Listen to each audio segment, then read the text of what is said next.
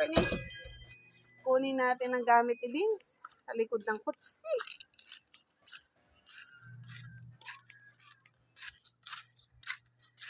Okay.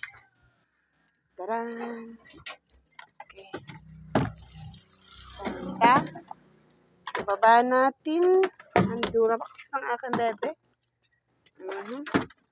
Assemble natin din eh.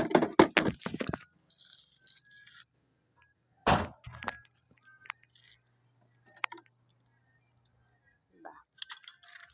Charan. Okay. Yeah.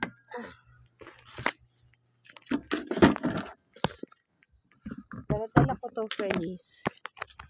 Galing sa amin. Kasi, ay, buhay mo.